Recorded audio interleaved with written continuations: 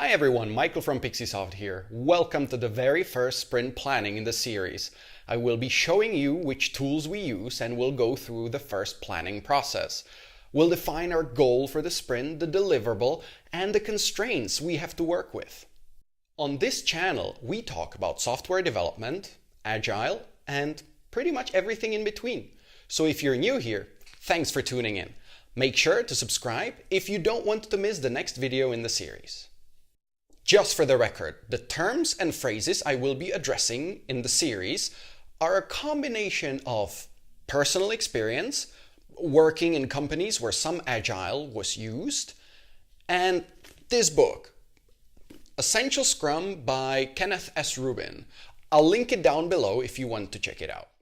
Alright, let's start with our Scrum board. We will be using Trello, but there is a plethora of other tools out there, so find the one that suits you best.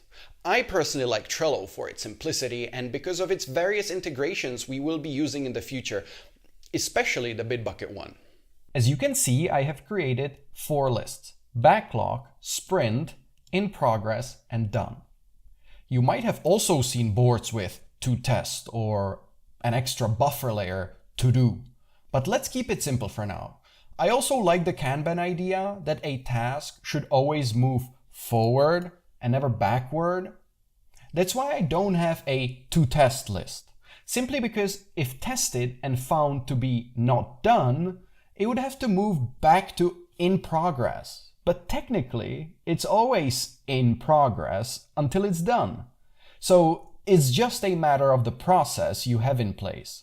For our case, it's not necessary to add extra layers of complexity. Now, as you might have noticed, the board is pretty empty, so let's fill it up with some tasks.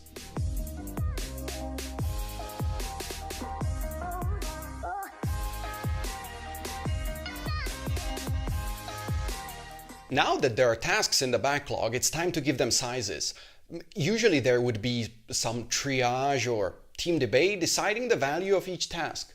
But since I'm alone for this part of the project, it will have to be me who decides.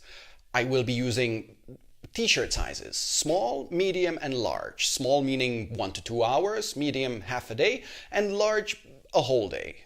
Anything bigger than large has to be broken down to smaller tasks. Once done with the sizes, I will also sort them in the logical order in which they should be completed.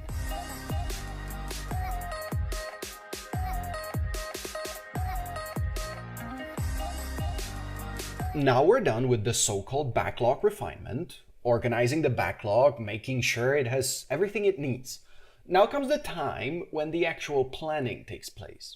Usually I would have a budget to spend and I would use that for fitting in as many tasks as possible. This sometimes feels like solving the knapsack problem, which is exactly what it is. You have tasks that have certain importance and time scope, and you have a limited amount of time. So it's important to find the right amount of work so that you don't have too many tasks, but you're also never idle because the tasks don't fit. For example, you finish with the smaller tasks towards the end of the day, and the next task is a large one. What do? Frankly, I just follow the advice I once heard at the Web Expo conference. Do what you need to do to get the stuff done.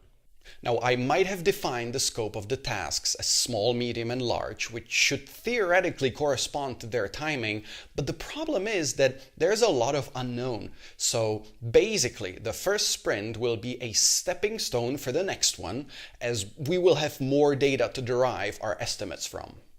The first sprint will have 7 working days. Now, I have encountered many variants of sprint planning, but to me, the best option is to have a maximum of 2 weeks. Otherwise, everyone loses focus. If the sprint is too short, it feels like there are just meetings all the time and nothing really gets done. But if the sprint is too long, like a month, it feels more like waterfall development and the team loses the agility to pivot when needed. Now, I'm also factoring in the fact that some days of the 2 weeks I'll actually be traveling. So for 7 days of work, if everything has the right labels, it should amount to 7 times large, 40 times medium, etc. Now, it feels optimistic, but let's go with it. After all, this sprint is the initial one to gather data about our velocity. So, this is the selection of tasks I believe can be done in the scope of this sprint. By looking at it, the overall theme of the sprint is software packaging. By the end of the sprint, I'd like these things to be out of the way so that we can put our focus elsewhere. As you might have noticed, there is no DevOps in place and no Git flow. And please do not mistake this with the NoOps initiative. There's basically no automation whatsoever. So hopefully in a couple of months we can get to something that at least somehow resembles continuous integration. So that's all for the planning, ready for action. But let's hear from you now. How do you do your sprint planning? Do you have a more rigorous process or do you just eyeball it? Let me know in the comment section below. That's it for now. Thank you for watching. Hit that like button, subscribe if you haven't already, and I'll see you on our first stand-up.